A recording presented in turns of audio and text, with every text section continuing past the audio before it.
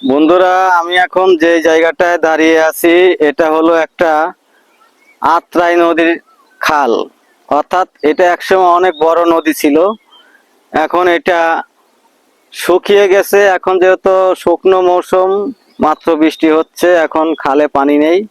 একটু যদি আপনাদেরকে একটু দেখাই, আমার পিছন সাইডটায় এখনো কিছু পানি আছে। দর্শক দেখতে পারতেছেন যে একটু দূরে পানি দেখা যাচ্ছে, অর্থাৎ এটা হলো আত্রাই নদীর খাল। এই খালটা হচ্ছে আপনার চলন বিল যেটাকে বলেন, এটা চলন বিলেরই অংশ। বিভিন্ন জায়গায় ধান চাষ করে। এই জায়গায় এখন ধান আবাদ হচ্ছে, আবার বর্ষাকালে পানি ডুবে যাবে।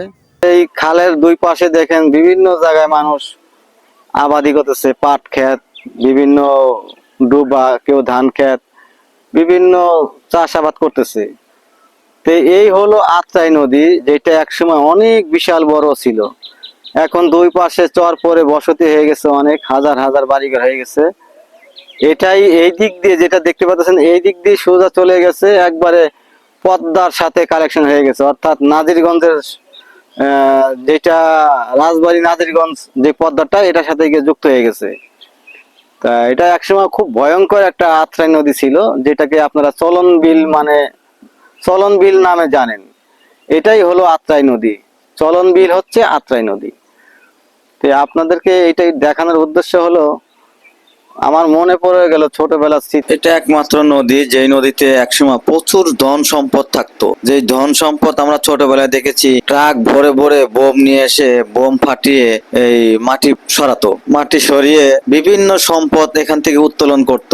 এটা বলতে গেলে বেশি দিন আগের কথা না, এটা এরশাদের আমলের কথা। তো এই নদীতে প্রচুর সম্পদ হয়েছে। এখন তো এই নদীর সম্পদ পুরাপুরি উত্তোলনের সরকার ব্যর্থ হয়েছে। তা যেমন যমুনা নদীতে অফুরন্ত সম্পদ এখনো মজুত রয়েছে, যেটা বিদেশি ছাড়া কেউ উত্তোলন করতে পারবে না। তা আমাদের নিজের চোখে দেখা শুধু এই নদীতেই না, আশেপাশে যে বাড়িঘর আছে, কিছু কিছু বাড়িঘরের অংশেও সম্পদ দেখা গেছে, আমাদের নিজ চোখে দেখা। আর একটা মজার বিষয়টা হলো, আপনারা হয়তো শুনেছেন যে সোনার নাও পবনের বৈঠা, অর্থাৎ সোনার নৌকা হাওয়ার বৈঠা।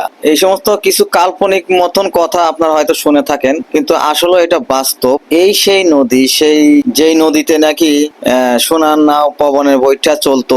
এটা অনেক মুরব্বী যারা তারা দেখেছে, যখন এই সোনার নাও পবনের বৈঠা যেখান দিয়ে চলতো সেখানে গর্ত হয়ে যেত, বিশাল বিশাল গর্ত সৃষ্টি হতো। তো দিন ভরে সমান করে যেত, রাত হলে গর্ত হয়ে যেত। এই সেই সোনার নাও পবনের বইটা চলার সেই নদী। তো গ্রামে এসে এরকম মনোরম জায়গায় একটু ভিডিও না বানিয়ে পারলাম না।